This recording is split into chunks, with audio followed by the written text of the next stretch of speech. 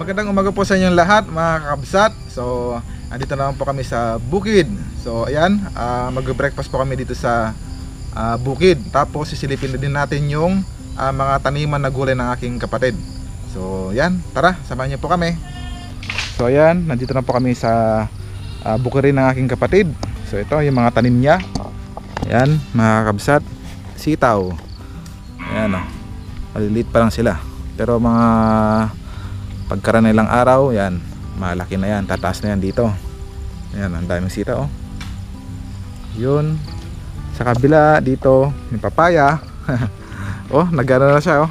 Numulaklak na, oh, papaya niya, oh. So, baka ano rin to, mamumulaklak na rin to. Ay, mamumulaklak, magbubunga rin siya kahit ganito lang kababa yung kanyang ano, puno. Tapos, ano to? Kamuting kahoy. Yan. Iba-iba yung tanim dito, mga kabsat. May kamuting kahoy, may papaya, may talong. Ayan, ito po yung talong. Ang daming bunga ng talong, oh. Mga katalungan.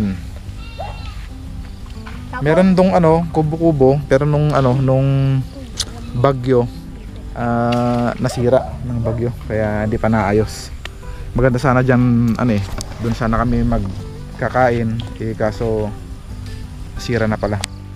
Ayan, dahil mga talong, katalungan at mais. Ayan, next year marami na namang mais dito. Mais na puti to, no, Makong? Mais na puti, ang lawak, oh. Ang lawak ng taniman ng mais na puti. Tapos dito, kamuting kahoy, papaya. Ay, may bunga na yung papaya, oh. Wow, ang liit pa lang, oh. Bunga na. Kamuting kahoy. Baka may mga bunga-bunga ng mga to, eh. Pwede nang i-harvest. Mais, ayan.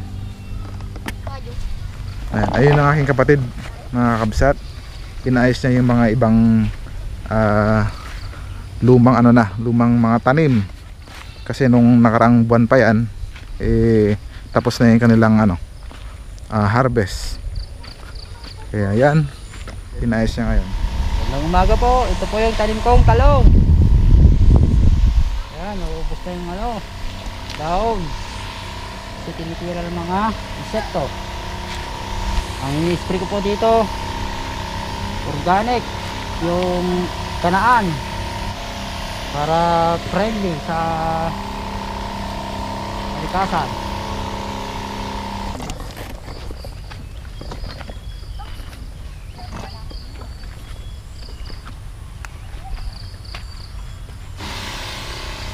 Kailangan po yung sitaw.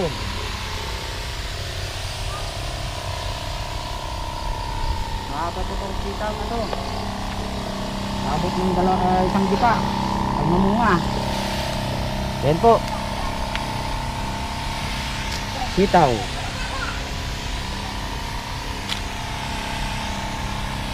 Yan, bukas na, nakalimutan ng sprayan.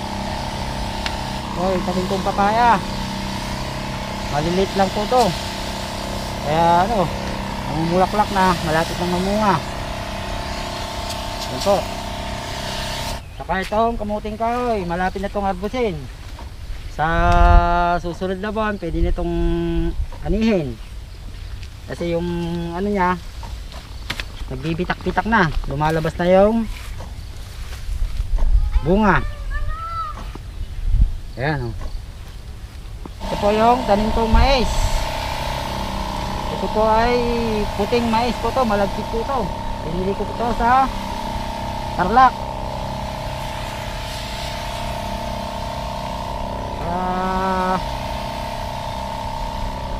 February, anin na to.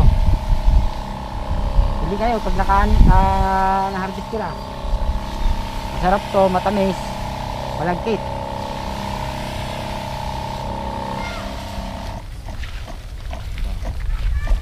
Ito naman po yung tanim kong sitaw. Sitaw na turo. Yung maliliit? Maliliit. Masarap Yan. to, ihalo sa pakbet. Ayan po yung mga sitaw na maliliit, yung ano, yung maraming buto.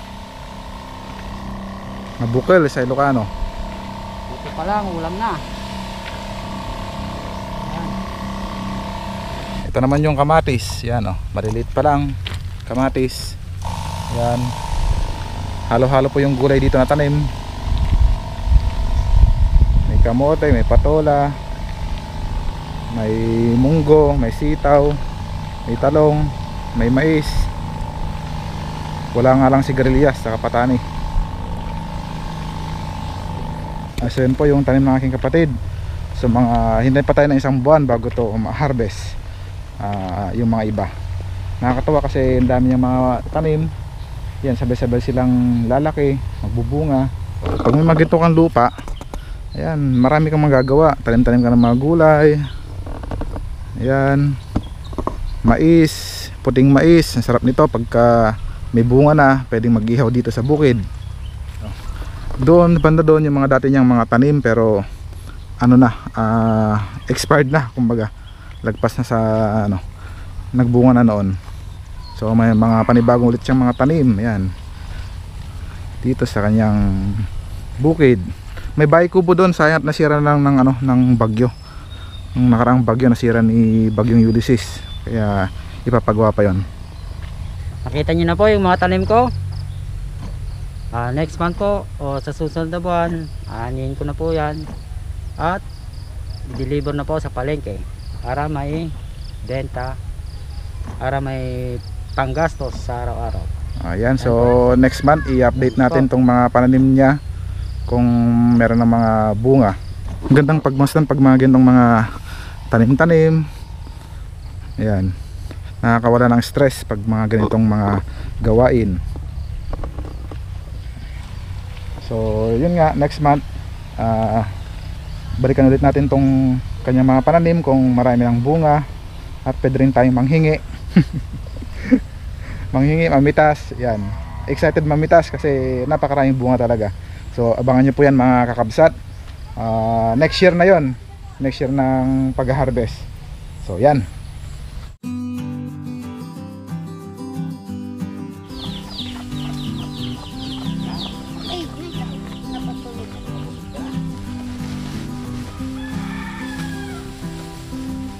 Ba. Ayan. Ba. Me. Makanya lalaki to. Ah. Mabaho, lalaki.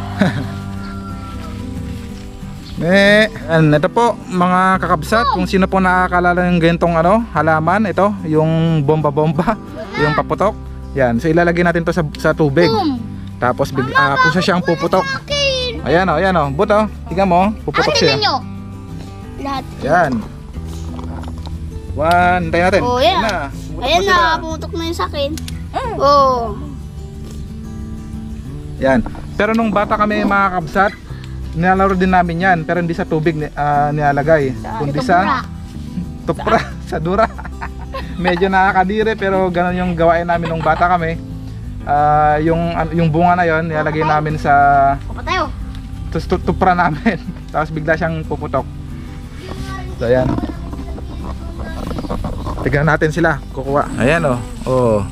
Yung mga ganitong ano, halaman oh. Chucho. Chucho. Wala ka ng susto. May crab dito. Baka may buhaya dyan. May crab? Papa! Oh, hugas na Di kayo ba ng yung paa. mga buhaya nakatira sa maduming tubig? Blue?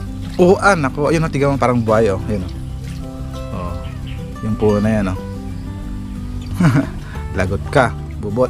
Pang may malinis na tubig kulay blue, may shark. Oh, may shark. Pag marami naman, may Buhaya. buhaya.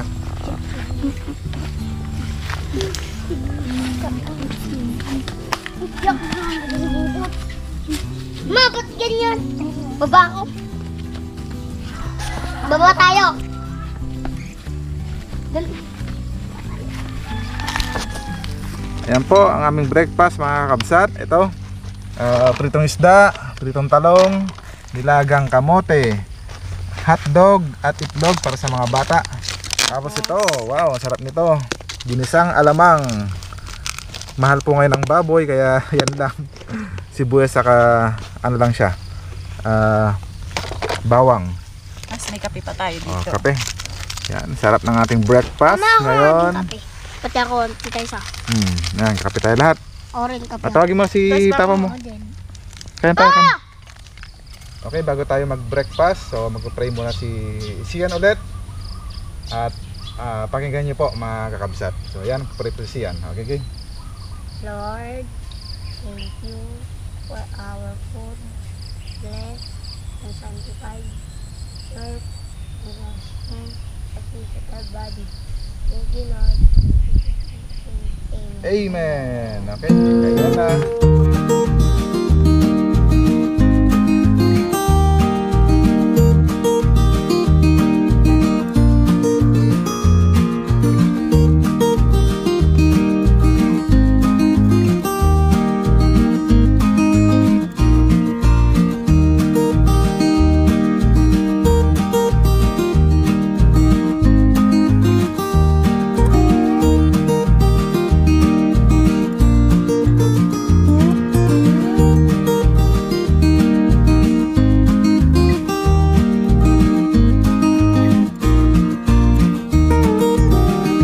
What's up, ketchup, mga kabungal? So yan na po, tapos namin mag-picnic. Tapos na rin namin libutin yung pananim ng aking kapatid. Mga gulayan. So yan po. Mga next year, pwede na siyang anihin. Next year, January. So yan, abangan po natin yan. I-update po natin sa mga susunod na araw. Yung pag-harvest ng kanyang gulay. So eto, tapos na ang aming picnic. So uwi na po ng aming bahay. So sa lahat po ng sumusuporta sa aming channel, maraming pong salamat. So huwag niyo pong kakalimutan ang sabi nga ni ni sino ba yan? Showerman. But remember, don't forget to like and subscribe sa aming YouTube channel para po lagi po kayong updated sa aming channel. Click the notification bell. Ayan. Yan. So, yun po. Maraming pong salamat. Bye-bye. Bye.